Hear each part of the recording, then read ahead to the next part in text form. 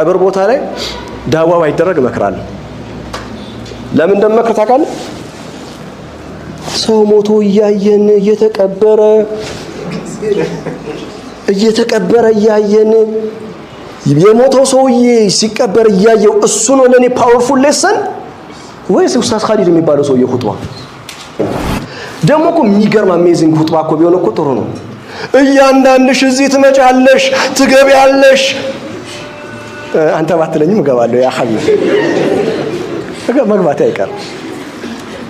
ለመጀመሪያ ጊዜ ስለ ሞት እየሳቅን ያወራን እኛ ነን። አላህ ይቅር ይበለን። አስተግፍሩላህ አልዓዚም። ሞት ፍጡር ነው። በቃ እኔ ጉቺ አያ በቃ የአላህ ናት ብለን የእውነት ከልብ ከገባን ያ አላህ ሞት ራሱ ሲመች የፈለገ ችግር ቢበዛበት የሰው ልጅ የማይፈልገው ነገር ምንድነው? እኔ አሁንስ ብገላገል ይሻለኛል ይላል። የእውነቱን